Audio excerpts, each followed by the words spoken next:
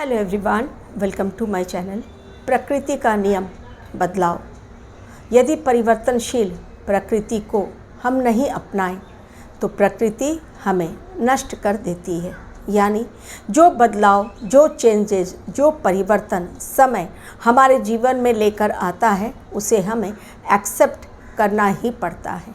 और यदि परिवर्तन को हम एक्सेप्ट नहीं करते हैं तो हमें इस दुनिया को अलविदा कह देना पड़ता है। क्यों? प्रकृति का नियम कभी नहीं बदलता, यानी वो अपने नियमों के अनुसार ही हर चीज़ में परिवर्तन लाती रहती है। भगवान के नियम सभी के लिए एक जैसे होते हैं। सही समय पर सूर्य का निकलना, सही समय पर चाँद को अपनी चांदनी बिखेरना होता है और सही समय पर ही तारे आसमान में झिलमिलाते हैं। सही समय पर ही इंसान के अंदर भी फिज़िकल चेंजेस आते हैं। लेकिन आज इंसान कलयुग में अपने जीवन में हो रहे और युग परिवर्तन के माध्यम से जो बदलाव प्रकृति में हो रहे हैं उसे एक्सेप्ट करने के लिए तैयार नहीं हैं, बल्कि अपने बलबूते पर वो उस परिवर्तन को धोखा देना चाहता है जो प्रकृति के द्वारा हमारे लिए निर्धारित किए गए हैं। आज इंसान खुद तो सोया हुआ है, लेकिन भगवान को जगाने के लिए सुबह सुबह जाकर मंदिर के घंटे बजाए जाते हैं। खुद के अंदर अंधेरा है, लेकिन उस अंधेरे को दूर करने के बजाय भगवान के मंदिर में दिए जलाए जाते हैं ताकि वहाँ पर रोशनी बिखेरी जा सके। भगवान को परिवर्तन की ज़रूरत नहीं है। भगवान के पास न ज्ञान की कमी है, ना ही उस डिवाइन एनर्जी की जिसकी ज़रूरत उन्हें कलयुग में युग परिवर्तन के लिए चाहिए। ज़रूरत हर चीज़ की इंसान को पड़ती है, लेकिन अपनी तरफ ना देखकर वो दूसरों की तरफ देखता है। और जब दूसरों की तरफ देखता है तब उसका इशारा एक उंगली का रहता है जो हम दूसरों की ओर करते हैं, लेकिन भूल जाते हैं कि 4 उंगलियां हमारी ओर इशारा कर रही हैं। आज प्रकृति में एक ऐसे बदलाव की ओर हम जा रहे हैं। ब्रह्मांड हमें एक ऐसे बदलाव की ओर ले जा रहा है जिसे हम युग परिवर्तन कह सकते हैं। ये जो समय इस डिकेड का बचा है वो एक बहुत बड़े परिवर्तन की ओर हर इंसान को ले जा रहा है। एक ऐसा भूकंप अभी फिर से आ गया शनिवार के दिन नेपाल में, जिसमें रिक्टर स्केल 6.1 उसकी नापी गई। लगातार भूकंप के माध्यम से धरती हिल रही है और इसका अर्थ ये है कि धरती के अंदर भी बहुत बड़ी हलचल मची हुई है। यानी धरती के अंदर भी हलचल, धरती के ऊपर भी हलचल।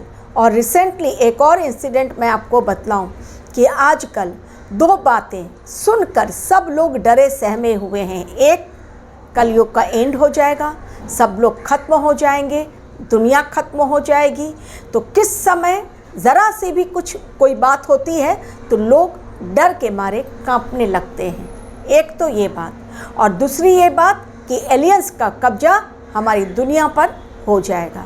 तो रिसेंटली ब्रिटेन के एक शहर में आसमान जब बिल्कुल लाल हो गया तो लोगों ने डर के मारे आंखें बंद कर ली और सोच लिया कि अचानक से आसमान का लाल हो जाना सिर्फ 2 बातों की ओर संकेत कर रहा है। या तो एलियंस ने हमला बोल दिया है धरती पर और कैप्चर कर लिया है, या तो दुनिया खत्म होने जा रही है और इसलिए आसमान पूरी तरह से लाल हो गया है। सोशल मीडिया का ज़माना है। तुरंत एक ने उस तस्वीर को कैप्चर की और सोशल मीडिया पर डाल दिया और सभी लोगों ने जैसे ही उस वीडियो को देखा, सभी लोगों ने मान लिया कि वास्तव में दुनिया खत्म होने जा रही है। लेकिन क्या इतनी आसानी से दुनिया खत्म होगी? क्या इतनी आसानी से कलयुग का एंड होगा? पाप और पापियों का अंत इतनी जल्दी नहीं होता है, उसमें टाइम लगता है, क्योंकि पापियों का घड़ा भी बहुत देरी से भरता है और उसे भरने के लिए बहुत समय लगता है, क्योंकि उनके पाप छोटे मोटे होते ही नहीं हैं। और वो भी एक कलयुग है। और कलयुग में भी जब आप देख रहे हैं चारों ओर पाप का बोलबाला है और पापियों की संख्या लगातार बढ़ रही है। हर कोई दूसरे को पापी बता रहा है और खुद को पाक साफ बतला रहा है। जिस प्रकार की आतंकवाद को फैलाने वाले हमास, उन्होंने इज़राइल के ऊपर, अस्पताल के ऊपर बम गिराने को लेकर एक ऐसी बात सब जगह फैला दी कि आज सभी लोग इज़राइल को दोषी मान रहे हैं, लेकिन वास्तव में आतंक का ठिकाना हमास में है। लेकिन आज भी अरब कंट्रीज़ इस बात को मानने से इनकार कर रहे हैं। तो आने वाले समय में ये जो आप बम देख रहे हैं जो गिराए जा रहे हैं, जिसके कारण विषैली गैस निकल रही है, पॉल्यूशन फैल रहा है, दम घुट रहा है, लेकिन एक समय ऐसा आएगा जब कीटाणुओं के बम गिराए जाएंगे, और वो जो कीटाणुओं के बम गिराए जाएंगे, वायरस के जो बम गिराए जाएंगे, जिसके कारण मानव जाति को वो हानि होगी जो शायद भूकंप के कारण और प्रलय के कारण भी नहीं होगी। कारण वो जो कीटाणु होंगे वो सिर्फ और सिर्फ मानव जाति को खत्म करने के लिए होंगे। आज बेजुबान जानवर भी डर के साए में जीने को मजबूर हैं, क्योंकि बम की आवाज़ उन्हें न चैन से सोने देती है, न चैन से जीवन जीने दे रही है। तो इंसान आज बेजुबान जानवर भी, पक्षी भी पूरी तरह से परेशान हो गए हैं। दिल्ली एनसीआर में प्रदूषण इस कदर बढ़ गया है कि लोगों को सांस लेना मुश्किल हो गया है। लोगों ने अस्पताल जाना स्टार्ट कर दिया है। अभी तो दिवाली का मौसम बाकी है, दिवाली का त्यौहार बाकी है और प्रदूषण का लेवल और बढ़ना बाकी है। तो आज जो मैं अपने वीडियो में मैंने बात कही, जो मैंने थंबनेल लिया है कि विधि का विधान कभी नहीं बदलता, यानी एक टाइम साइकिल के अकॉर्डिंग रोटेशनल वे में एक युग के बाद दूसरा युग, दूसरे के बाद तीसरा और तीसरे के बाद चौथा युग आता चला जाता है। और एक समय ऐसा आता है फिर से एक बार गिनती जो है स्टार्ट हो जाती है जहाँ से हमने स्टार्ट किया था, यानी सतयुग से फिर से स्टार्ट करेंगे और कलयुग तक इंसान पहुँचेगा। तो जब सतयुग से कलयुग तक की जर्नी इंसान की होती है तो इंसान 84 लाख योनियों से गुजरकर कीट पतंग और कीट पतंग के बाद जानवर, पक्षी, ना जाने किन किन योनियों से होकर इंसान की आत्मा गुजरती है और बाद में उसे बहुत पुण्य के पश्चात इंसानी रूप धारण करने को मिलता है। लेकिन जैसे ही आत्मा इंसानी रूप में धरती पर कदम रखती है, सारी की सारी नेगेटिविटी उसके अंदर समा जाती है और वो फिर करती है, फैलाती है वो आतंक इस धरती पर कि दुनिया भी त्राहिमम करने लगती है। यानी फिर से हम भगवान की शरण में जाने की सोचते हैं, क्योंकि हमारे हाथ में रहता नहीं है कुछ भी। तो विधि का विधान जो है, जो दिया वही वापस लौट कर आने वाला है। तो आज इंसान भले ही भगवान को दोषी ठहराए, प्रकृति को दोषी ठहराए या मौसम को दोषी ठहराए, लेकिन जो उसने दिया है आज वही डिवाइन वापस लौटा रही है। उसी का किया उसी के आगे।